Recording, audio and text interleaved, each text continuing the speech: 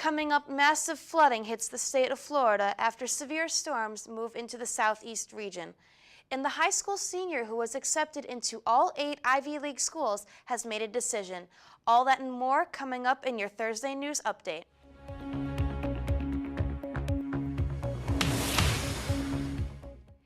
Thanks for joining us. I'm Lynnette Grant.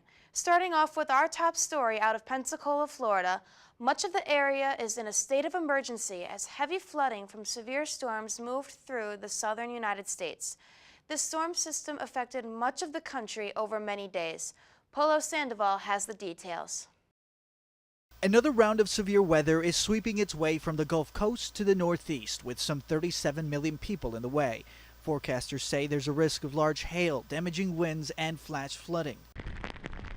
The heavy rain started in the Florida Panhandle overnight. Parts of the state now under states of emergency after more than 9 inches of rain fell in the Pensacola area. Every family member needs to be careful. Watch local weather. Be careful of tornadoes. Don't drive into down water. Be careful down power lines. Be cautious. Neighboring Mobile, Alabama was hit hard with flash flooding overnight. Alabama is one of several southern states still reeling after tornadoes ripped through the region. In Kimberly, Alabama, the National Weather Service says a tornado packing winds of about 100 miles an hour tore through town.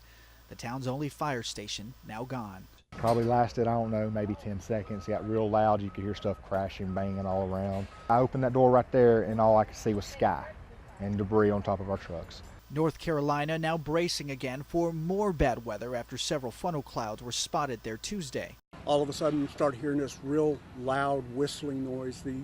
You hear people all the time say it sounds like a train. It sounds like a train. Very scary. It was very scary. You could feel like the roof was lifting up and something was smacking the house. While folks in Florida continue recovering from the flooding, here in Alabama, a different scene. We see some clouds are breaking from time to time, allowing people to come back out and really begin the cleanup process. You see utility crews right now working overtime, trying to get communities like this back up on their feet.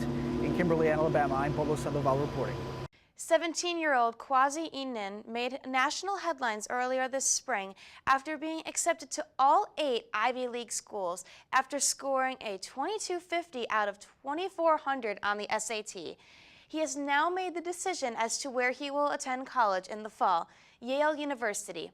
He made the announcement at his high school in Mastic Beach, New York. Inen says he wants to study medicine as his parents are both nurses. The mayor of Sacramento, Kevin Johnson, is applauding the NBA's decision to ban Los Angeles Clippers owner David Sterling for life. Sterling was also fined $2.5 million for racist remarks revealed in an audio recording over the weekend. Johnson, a former NBA All-Star, praised NBA Commissioner Adam Silver for how he handled the controversy. You know, the players asked the commissioner to do an immediate investigation. He did so. We asked him to make sure that the players could weigh in, ultimately have a strong voice and not be passive participants. That happened. And thirdly, the players said they wanted the most severe sanctions that were allowable under the NBA guidelines, which ultimately would lead to the removal of that owner. And Commissioner Silver did a great job, and he's an American hero today. The city of Detroit may be bankrupt, but its residents have the lowest amount of debt in the United States. A typical resident of the city has an average debt of $23,604. The credit rating company Experian researched credit card, auto, personal, and student loan debt in the 20 largest U.S. metro areas to compile the list. The cities of Los Angeles, Miami, New York, and Boston made the top 5. The residents of Dallas, Texas carry the largest debt with an average amount of over $28,000. And the movie industry is mourning the loss of actor Bob Hoskins. The Oscar-nominated British actor died Tuesday following a bout of pneumonia.